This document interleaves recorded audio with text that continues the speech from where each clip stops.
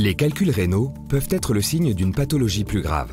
Aussi, des présentations inhabituelles de calculs nécessitent une investigation plus approfondie.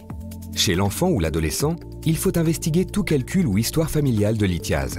Chez l'adulte, une investigation approfondie devra être faite lorsque les calculs sont récidivants, en cas de calculs multiples ou bilatéraux, de calculs qui peuvent être plus gros que la moyenne, comme les calculs coralliformes, en cas d'histoire familiale de lithiase ou face à une composition biochimique inhabituelle.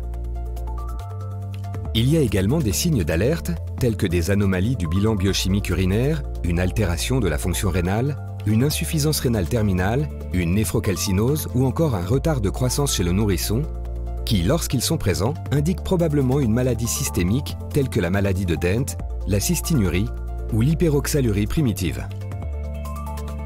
Chez ces patients, au-delà d'un bilan urinaire sur les urines de 24 heures, le test génétique peut permettre d'identifier le cas échéant une mutation associée à la formation des calculs rénaux.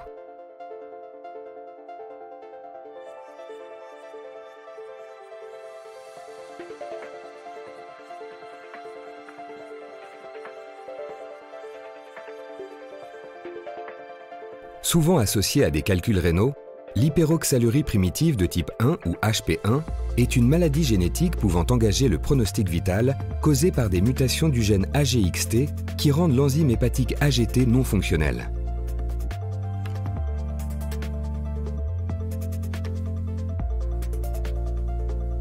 En temps normal, l'AGT transforme le glyoxylate en glycine. Le glyoxylate est lui-même généré par une autre enzyme hépatique, la GO. Dans l'HP1, en raison de l'absence d'AGT fonctionnel, le glyoxylate est converti en oxalate. L'oxalate ne peut pas être métabolisé. La surproduction d'oxalate conduit à des dommages progressifs.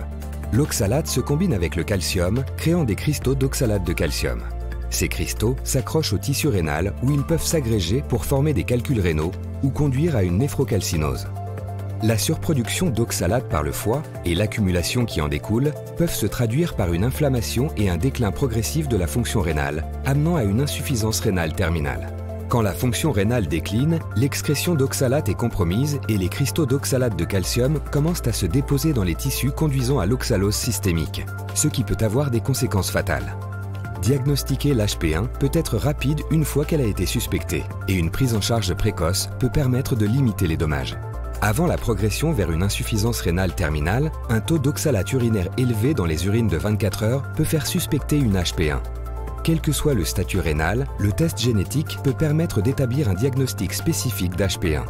Confirmer une HP1 avec un test génétique peut réduire le délai diagnostique pourtant souvent long, ce qui peut améliorer le pronostic.